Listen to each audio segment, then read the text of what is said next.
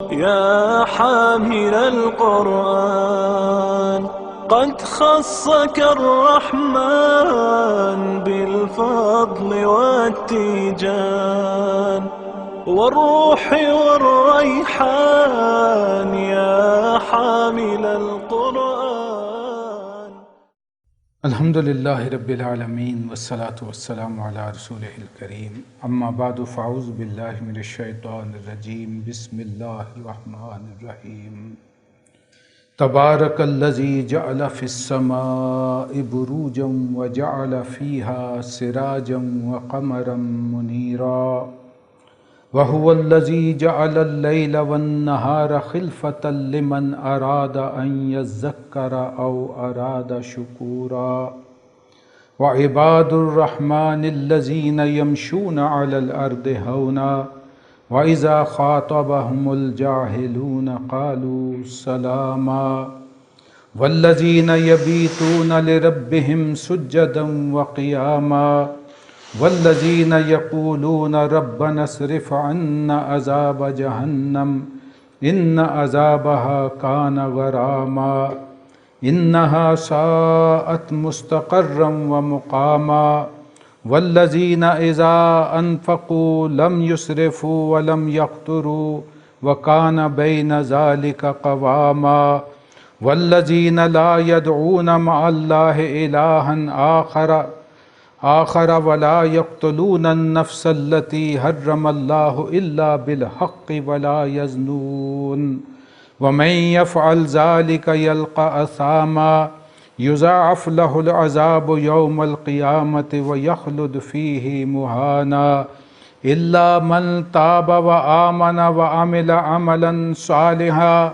فأولئك يبدل الله سيئاتهم حسنات وَكَانَ اللَّهُ غَفُورًا رَحِيمًا وَمَنْ تَابَ وَعَمِلَ صَالِحًا فَإِنَّهُ يَتُوبُ إِلَى اللَّهِ مَتَابًا وَالَّذِينَ لَا يَشْهَدُونَ الزُّورَ وَإِذَا مَرُّوا بِاللَّغْوِ مَرُّوا كِرَامًا وَالَّذِينَ إِذَا ذُكِّرُوا بِآيَاتِ رَبِّهِمْ لَمْ يَخِرُّوا عَلَيْهَا صُمًّا وَعُمْيَانًا والذین یقولون ربنا هب لنا من ازواجنا وذریاتنا قرۃ اعین واجعلنا للمتقین اماما اولئک یجزون الغرفۃ بما صبروا ویلقون فیہا تحیۃ وسلاما خالدین فیہا حسنت مستقرا ومقاما قل ما يعبأ بكم ربي لولا دعاؤكم فقد كذبتم فسوف يكون لزاما صدق الله العظيم رب اشرح لي صدري ويسر لي أمري واحلل عقدة من لساني يفقهوا قولي اللهم أرنا الحق حقا وارزقنا اتباعه وأرنا الباطل باطلا وارزقنا اجتنابه آمین یا رب العالمین۔ عزیزان محترم، اس سے پہلے کہ ہم آگے بڑھیں ان آیات کا ایک رواں ترجمہ جو ہے وہ اپنے ذہن میں تازہ کر لیں۔ بہت ہی بابرکت ہے وہ ذات، وہ ہستی جس نے آسمان میں برج بنائے اور اس میں ایک چراغ اور روشن چاند بنایا، اور وہی ہے کہ جس نے رات اور دن کو ایک دوسرے کے تعاقب میں لگا دیا۔ اس میں نشانیاں ہیں ہر اس شخص کے لیے جو یاد دہانی اخذ کرنا چاہے یا شکر کی روش اختیار کرنا چاہے۔ اور رحمان کے محبوب بندے تو وہ ہیں جو زمین پر چلتے ہیں تواضع اور نرمی کے ساتھ، اور جب ان سے جاہل لوگ الجھتے ہیں تو وہ سلام کہہ کر علیحدہ ہو جاتے ہیں، اور وہ جو راتیں بسر کرتے ہیں اپنے رب کے حضور میں سجدہ کرتے ہوئے اور دست بستہ کھڑے رہ کر، اور وہ جو یہ کہتے ہیں اے رب ہمارے پھیر دے ہم سے جہنم کے عذاب کو، یقیناً اس کا عذاب چمٹ جانے والی شے ہے، یقیناً وہ بہت بری جگہ ہے، مستقل جائے قرار ہونے کے اعتبار سے بھی اور عارضی قیام گاہ کے اعتبار سے بھی۔ اور وہ جو جب خرچ کرتے ہیں تو نہ فضول خرچی سے کام لیتے ہیں اور نہ بخل سے، بلکہ ان کی روش اس کے بین بین ہوتی ہے، اور وہ جو نہیں پکارتے اللہ کے ساتھ کسی اور کو معبود، اور نہ قتل کرتے ہیں کسی جان کو جسے اللہ نے محترم ٹھہرایا ہے مگر حق کے ساتھ، اور نہ زنا کرتے ہیں، اور جو کوئی بھی یہ کرے گا وہ اس کی پاداش بھگت کر رہے گا، دگنا کر دیا جائے گا اس کے لیے عذاب کو قیامت کے دن، اور وہ اس میں رہے گا ہمیشہ ہمیش ذلیل و خوار ہو کر کے۔ دگنا کر دیا جائے گا اس کے لیے عذاب کو قیامت کے دن، اور وہ اس میں رہے گا ہمیشہ ہمیشہ ذلیل و خوار ہو کر، سوائے اس کے جو توبہ کرے، ایمان لائے اور اچھے عمل کرے، تو ایسے لوگوں کی برائیوں کو اللہ تعالیٰ بھلائیوں سے بدل دے گا، اور اللہ تو ہے ہی بخشنے والا اور رحم فرمانے والا۔ اور وہ لوگ جو توبہ کرتے ہیں، اور جو توبہ کرتا ہے اور نیک عمل کرتا ہے، تو حقیقت میں وہی ہے جو ایسی توبہ کرتا ہے جیسی کہ توبہ کرنے کا حق ہے، اور وہ جو جھوٹ پر اپنی موجودگی تک گوارا نہیں کرتے، اور اگر کسی لغو کام کے پاس سے ان کا اتفاقاً بھی گزر ہو جائے تو وہ دامن کو بچاتے ہوئے گزر جاتے ہیں، اور وہ جنہیں جب ان کے رب کی آیات کے ذریعہ نصیحت کی جاتی ہے تو اس پر اندھے اور بہرے ہو کر نہیں ٹوٹ پڑتے، اور وہ جو یہ کہتے ہیں کہ اے رب ہمارے، ہمیں اپنی بیویوں اور اولاد سے آنکھوں کی ٹھنڈک عطا فرما، اور ہمیں نیک بندوں کے آگے چلنے والا بنا، یہ ہیں وہ لوگ جنہیں بدلے میں بالا خانے ملیں گے بعوض الصبر کے جو انہوں نے کیا، اور وہاں ان کا استقبال ہوگا نیک دعاؤں اور سلام کے ساتھ، اور اس میں رہیں گے ہمیشہ ہمیش، اور وہ بہت ہی عمدہ جگہ ہے، مستقل جائے قرار ہونے کی حیثیت سے بھی اور عارضی قیام گاہ ہونے کے اعتبار سے بھی۔ اے نبی صلی اللہ علیہ وسلم کہہ دیجئے میرے رب کو تمہاری کوئی پرواہ نہیں ہے، اگر نہ ہوتا تمہیں پکارنا، بس تم نے جھٹلا دیا ہے تو اب یہ جھوٹ جلد ہی تم پر لاگو ہو کر کے رہے گا۔ اس سے آپ کو اندازہ ہو گیا ہوگا کہ اس میں بھی کچھ صفات کا ذکر ہو رہا ہے جو بندہ مومن کی شخصیت میں نظر آنے چاہیے۔ اس کا بڑا گہرا تعلق ہے ہمارے پچھلے درس کے ساتھ جو سورہ مومنون کی ابتدائی 11 آیات اور سورہ معارج کی آیات نمبر 19 تا 35 پر مشتمل تھا، اور ربط یہ ہے کہ اس میں وہ اساسی بنیادیں اور وہ نصاب عطا کیا گیا تھا جو کہ تعمیر شخصیت کے لیے ضروری ہے۔ اس کی مثال یوں سمجھ لیجئے، جیسے ایک عمارت جب تعمیر کی جاتی ہے تو اس کا ایک بنیادی ڈھانچہ اٹھایا جاتا ہے۔ آپ جانتے ہیں کہ اس کی بنیادیں بھی ہوتی ہیں، اس میں سریہ استعمال ہوتا ہے، اس میں ریت اور بجری استعمال ہوتی ہے، اور وہ جب ڈھانچہ بن کے مکمل تیار ہو جاتا ہے عمارت کا تو پھر اس کے بعد اس کی فنشنگ کا مرحلہ آتا ہے۔ فنش ہو کے وہ عمارت ایک خوبصورت بلڈنگ کی شکل میں ہمیں نظر آتی ہے۔ اس کی خوبصورتی میں ظاہر میں نظر آنے والی چیزیں وہ ہیں جو کہ اس کی خوبصورتی کو نمایاں کرتی ہیں، جو کہ اس کی فنشنگ میں یا تصفیہ میں استعمال ہوئی ہیں، اور اس کی مضبوطی کی اصل جو بیس ہے وہ ان چیزوں پر ہے جو اس کے ڈھانچے میں استعمال ہوئی تھی، لہٰذا وہ ہمیں نظر نہیں آتی۔ ایک تعمیر شدہ شخصیت یا خودی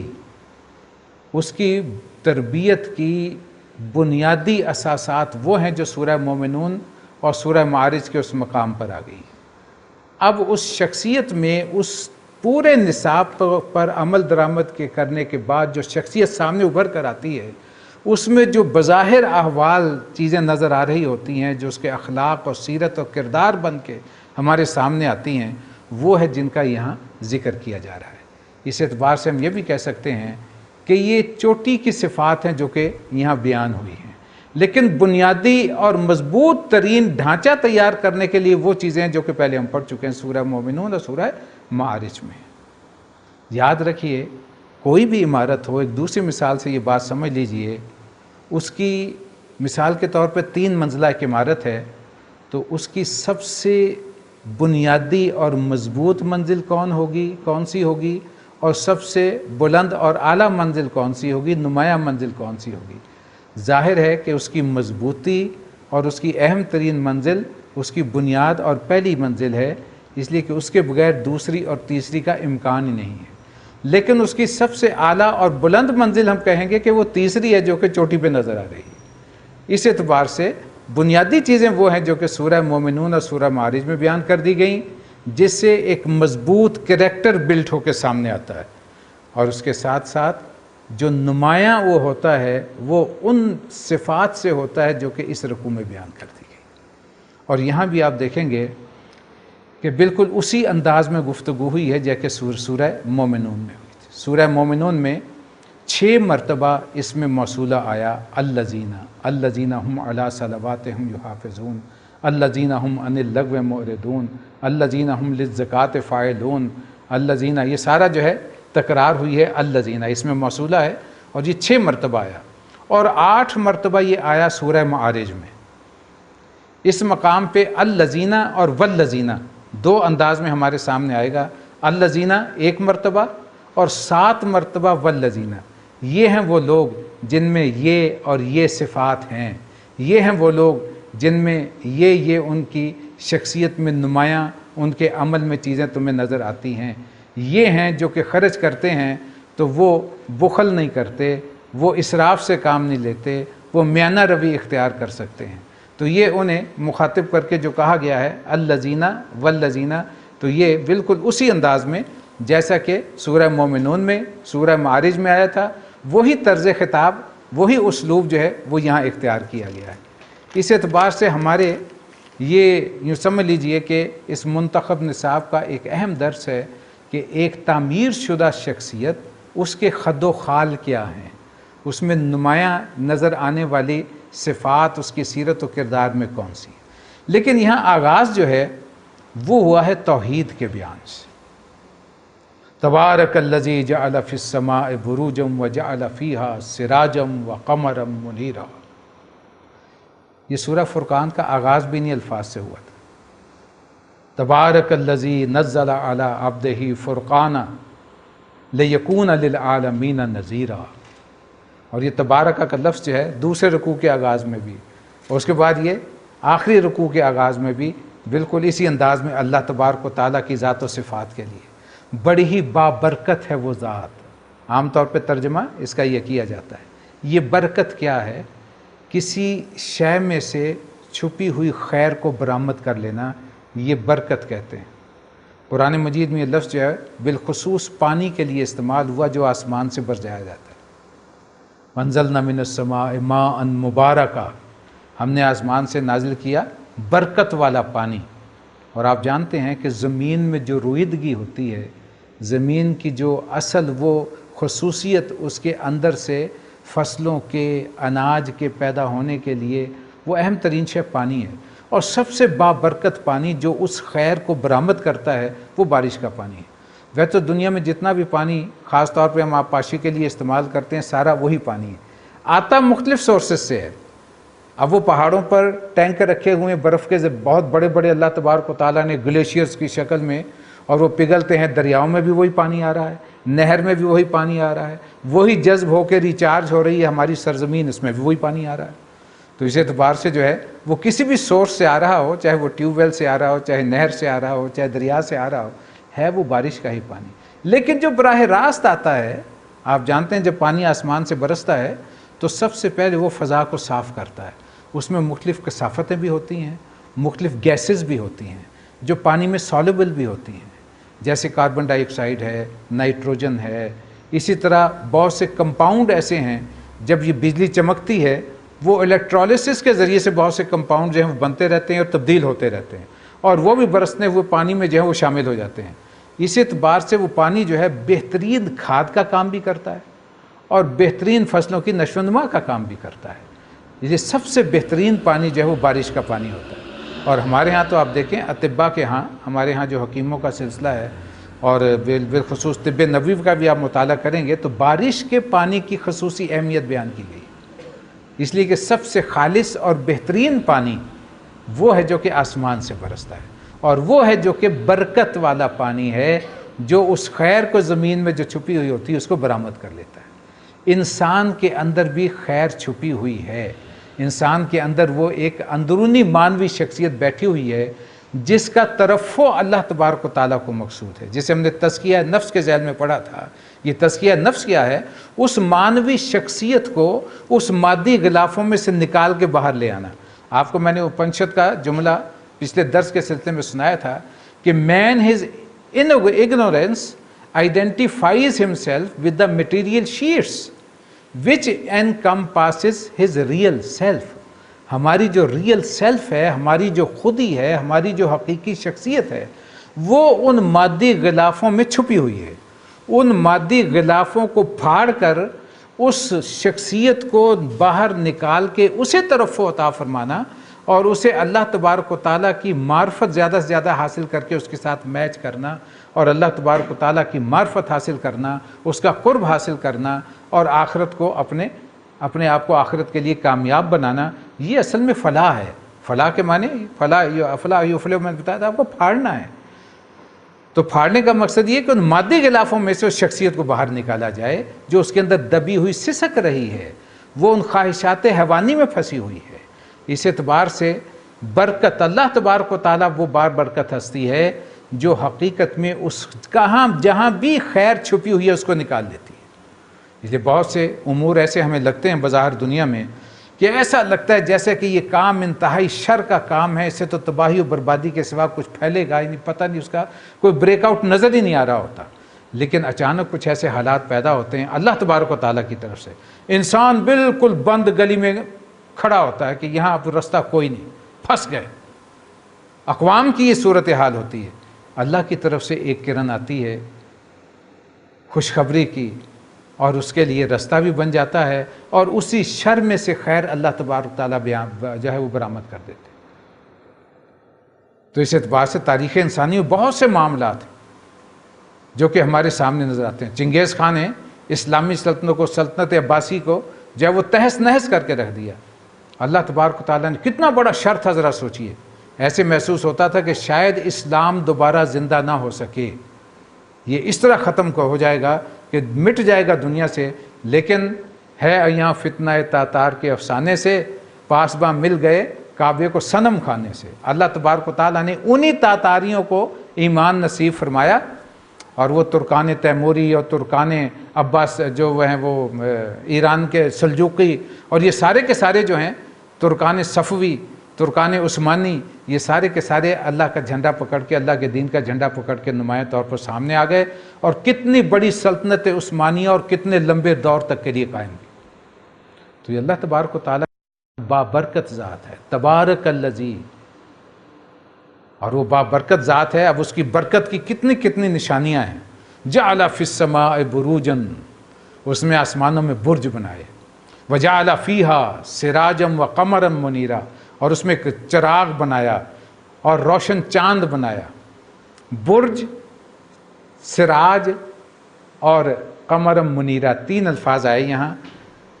اور تینوں کے ذریعے سے کتنی برکات ہیں۔ برج عام طور پر جو ہے اس کا معنی ہوتا ہے کہ کوئی نمایاں شے۔ تبرج کا لفظ قرآن مجید میں آیا ہے خواتین کے لیے کہ تبرج، جاہلیت کا تبرج جو ہے وہ نمود و نمائش کرنا، اپنے آپ کو ظاہر کرنا۔ تو اسلام میں یہ تبرج کا لفظ جو ہے اس لیے استعمال ہوتا ہے کہ اپنے آپ کو نمایاں کرنا۔ آپ جانتے ہیں پرانے زمانے میں آج کل بھی مسجدوں پر برج بنائے جاتے ہیں جو یا پھر گنبد بنائے جاتے ہیں، ان کے لیے بھی جو ہے برج کا لفظ بھی استعمال ہوتا ہے۔ مینار یا گنبد یا کسی بلڈنگ پہ جو ہے وہ برجیاں اس طریقے سے بنائی جاتی ہیں کہ تمام عمارتوں سے ممتاز نظر آئے اور دور سے پتہ چلا جائے یہ برجیوں والا گھر فلاں شخص کا ہے۔ تو ایسی چیز جس سے کوئی چیز نمایاں ہو جائے، اس سے اصطلاحاً یہاں جو قرآن مجید میں استعمال ہوا یہ لفظ، اسے عمومی طور پر ستاروں پر محمول کیا گیا۔ ستارے یا سیارے، یہ پورے جو ہمیں آسمان میں نظر آ رہے ہیں، ان کی اصل کیفیت کیا ہے؟ یہ حقیقت میں تو یہ آیات متشابہات کے ذیل میں آتی ہیں، لیکن بظاہر جو مفہوم مفسرین نے بیان کیا اور ہمارے سامنے آتا ہے کہ آسمان میں جو چیز نمایاں کرتی ہے اللہ تبارک و تعالیٰ کی اس حسن تخلیق کو، اس اعتبار سے ان ستاروں سیاروں کو برج کہا گیا۔ اور اس میں چراغ، سراج کا مطلب چراغ، لفظی معنی لغوی معنی چراغ کے، اور اصطلاحاً یہاں جو ہے یہ چراغ کا لفظ استعمال ہوا سورج کے لیے۔ چراغ جل رہا ہوتا ہے، اس میں حرارت خود پیدا ہو رہی ہوتی ہے، جبکہ چاند کے لیے استعمال ہوا قمرم منیرہ، روشن چاند۔ روشن وہ چیز ہوتی ہے جو کسی چیز کی روشنی سے چمک رہی ہو۔ تو ہم یہ جانتے ہیں کہ چاند کی روشنی جو ہے وہ اس کی اپنی نہیں ہے، بلکہ وہ ریفلیکشن ہے سورج کی روشنی کی وہ اس کا انعکاس ہو رہا ہے، وہاں سے منعکس ہو رہی ہے۔ آپ چاند پہ چلے جائیں تو آپ کو زمین اسی طرح چمکتی ہوئی نظر آتی ہے، اس لیے کہ یہاں سے وہ سورج کی روشنی منعکس ہو کے وہاں پہنچ رہی ہے، تو ہمیں نظر آتا ہے جیسے زمین شاید روشن ہے۔ تو وہ تو ایک عکس ہے، یا چاند کی روشنی وہاں ریفلیکٹ کر رہی ہے، اس اعتبار سے چاند کو روشن کہا گیا، سورج کو چراغ کہا گیا،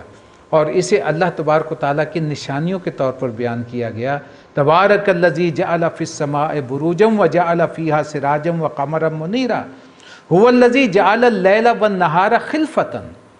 اور وہی ہے اللہ تبارک و تعالیٰ کی ذات بابرکات جس نے چاند اور رات اور دن کو ایک دوسرے کے تعاقب میں لگا دیا ہے۔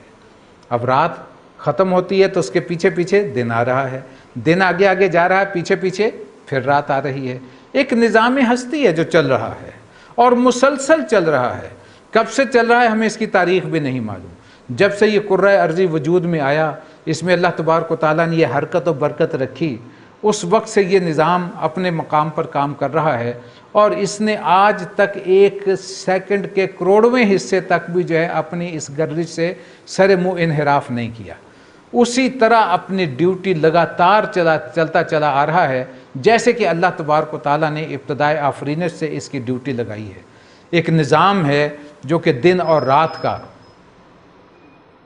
خلفتاً ایک دوسرے کے پیچھے آمد و رفت اس کی جاری و ساری ہے۔ لمن اراد ان یذکر او اراد شکورا، یہ ہے اصل بات جو سمجھانے کی یہاں کی گئی ہے کہ اس ساری چیزوں سے، علامہ اقبال کا وہ شعر ذہن میں تازہ کر لیجئے، کھول آنکھ زمین دیکھ، فلک دیکھ، فضا دیکھ، مشرق سے ابھرتے ہوئے سورج کو ذرا دیکھ۔ یعنی ایک نظام ہستی جو ہے، کبھی اس سے انسان غور تو کر، اللہ تبارک و تعالیٰ کی وہ ذات کتنی عظیم خلاق عظیم ہے، جس نے ایک پورا مربوط نظام تمہارے لیے تخلیق فرمایا۔ اور سب سے بڑی بات یہ ہے کہ اللہ تبارک و تعالیٰ نے اس پورے نظام کے متعلق اور جو کچھ بھی پیدا کیا گیا ہے اس کے متعلق فرمایا کہ خلق لکم ما فی الارض جمیعا۔ اے انسان ذرا ہوش کر، اللہ کا تمہیں کتنا شکر گزار ہونا چاہیے، جو کچھ بھی تخلیق کیا گیا ما فی الارض، روئے زمین پر، اس زمین کے اطراف و جوانب میں، سب کچھ تمہارے لیے پیدا کیا۔ خلق لکم، تمہارے لیے پیدا کیا گیا ہے۔ اس اعتبار سے انسان پر اللہ تبارک و تعالیٰ کی کتنی نعمتوں کی برسات ہے، اور ہم نہیں جانتے۔ آج تک جو ہے، جب قرآن مجید نازل ہوا ہے، آج سے تقریباً 1450 سال کا تقریباً عرصہ ہو چکا، ان 1450 صدیوں کے اس فصل کے ساتھ جہاں آج ہم کھڑے ہیں، اس وقت کتنی نعمتیں انسان کو نظر آتی تھیں اس روئے زمین پر، درمیان کے عرصوں میں وہ کتنی بڑھتی چلی گئیں، اور آج انسان کیا کچھ اس علم الاسماء سے جو اللہ تبارک و تعالیٰ نے اسے عطا فرمایا، صلاحیتیں اسے عطا فرمائیں، ان کی ایکسفولیشن کے ذریعے سے آج انسان کس کس چیز سے تمتع ہو رہا ہے، کس کس چیز سے متمتع ہو رہا ہے اور فائدہ اٹھا رہا ہے، یہ انسان اگر غور کرے تو اسے کتنا اللہ کا شکر گزار ہونا چاہیے۔ میرا خیال ساری عمر بھی انسان سجدے میں پڑا رہے، اللہ کا شکر ادا کرتا رہے تو اسے کفایت نہیں کرتا۔ اتنی انسان پر اللہ تبارک و تعالیٰ کی نعمتیں اور مہربانیاں ہیں۔ تو یہاں اللہ تبارک و تعالیٰ نے وہ الفاظ فرمایا لمن اراد ان یذکر او اراد شکورا، اور یہ اس لیے ہے کہ تم میں سے کون ہے جو تذکیر یعنی نصیحت حاصل کرے۔ تذکیر کا لفظ آتا ہے یاد دہانی کے لیے، اور شکر تب ہوتا ہے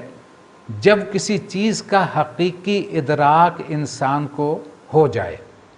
اگر اسے ادراک حاصل نہ ہو کسی شے کا، اس کا احساس ہی نہ ہو کہ اس چیز کی ویلیو کیا ہے، اس وقت تک انسان حقیقت میں شکر ادا نہیں کر سکتا۔ جس کی میں امام راغب اصفہانی رحمۃ اللہ علیہ کے حوالے سے پہلے بھی تشریح کر چکا ہوں، سورہ لقمان کے ذیل میں،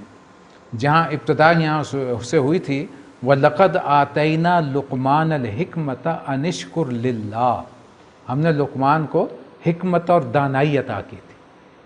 تاکہ شکر کرے اللہ کا۔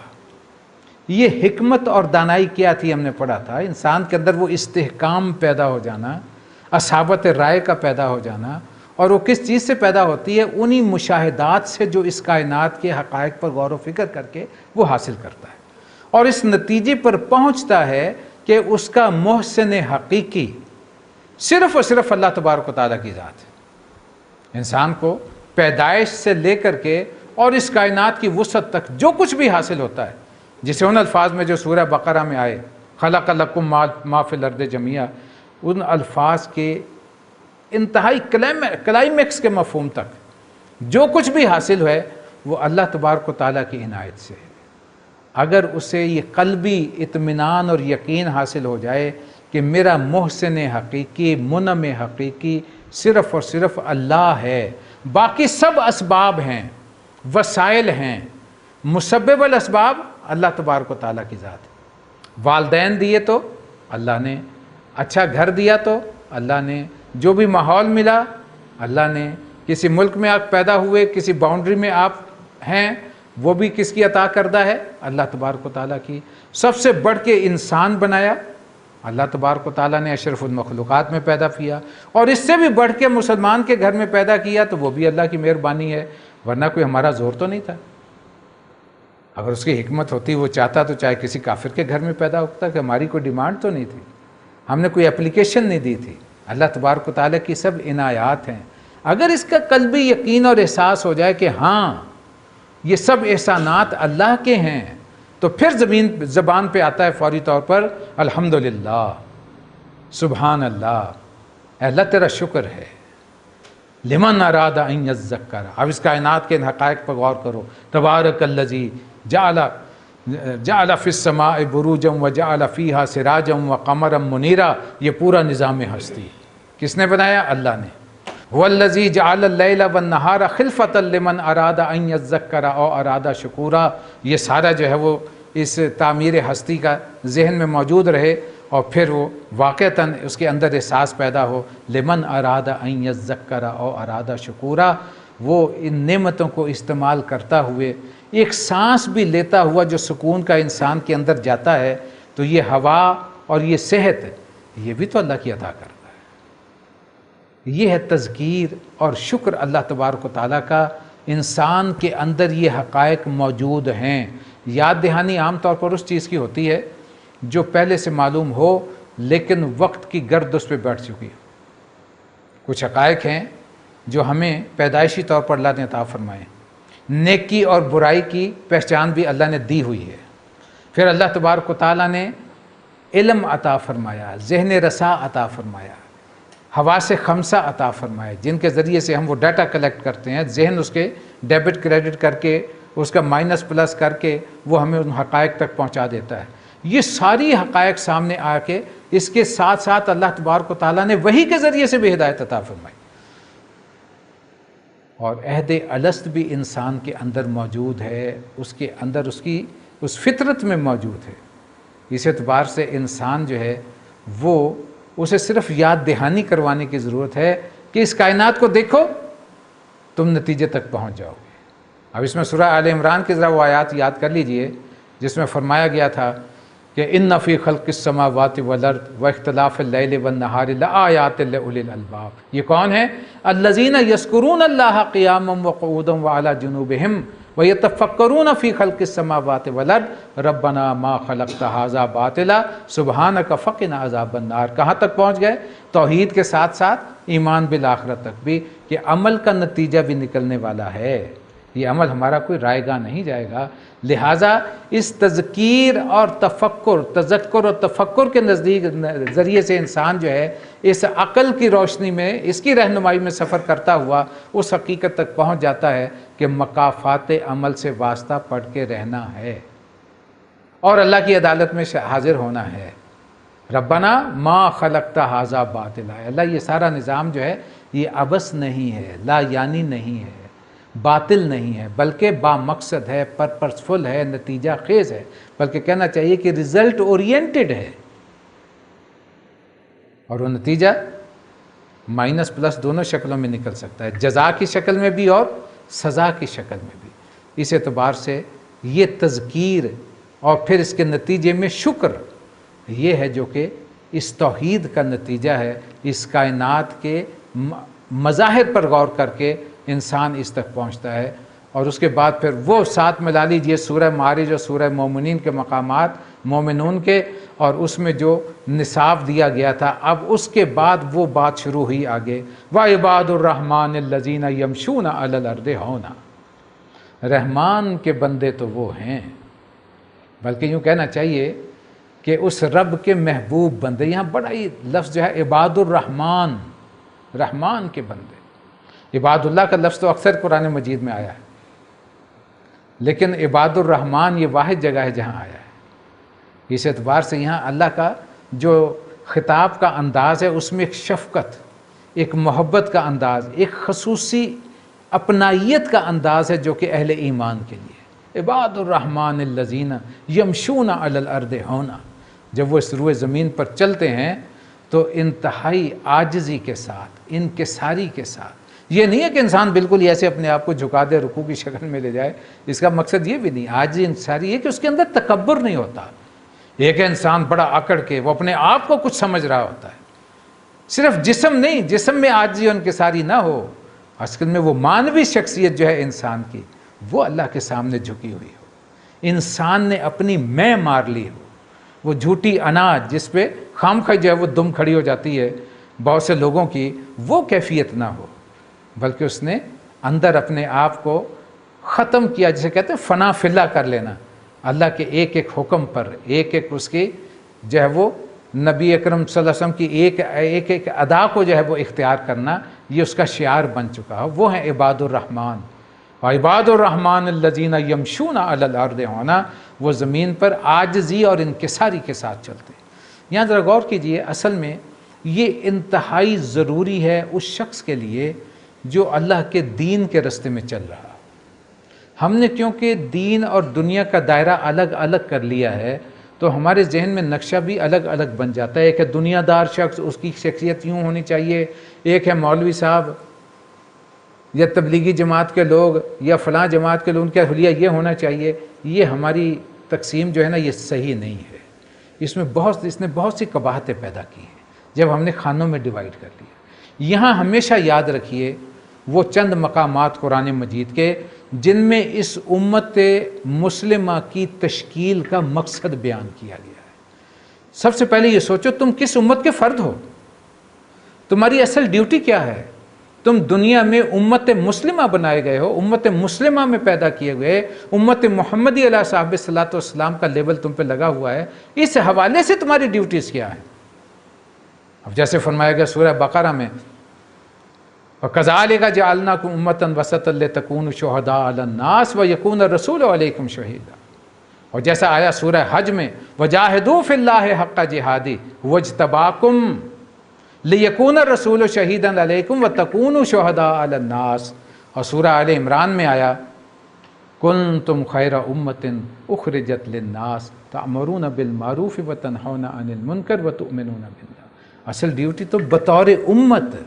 تم امت خیر ہو، امت وسط ہو، تمہاری ڈیوٹی وہ جد و جہد کرنا جیسے کہ جد و جہد اللہ کے حق میں کی جا سکتی ہے۔ اور هو اجتباکم، you are selected for this job, تم بطور امت مسلمہ اس کام کے لیے تمہاری ڈیوٹی لگائی گئی ہے، تمہیں اللہ نے سلیکٹ کیا ہے، چنا ہے۔ اس مقصد پورے کرنے کے لیے پہلی سٹیج ہے وَعِبَادُ الرَّحْمَٰنِ الَّذِينَ يَمْشُونَ عَلَى الْأَرْضِ هَوْنًا۔ أقول قولي هذا واستغفر الله لي ولكم ولسائر المسلمين والمسلمات۔ يا حامل القرآن قد خصك الرحمن بالفضل والتيجان والروح والريحان، يا حامل القرآن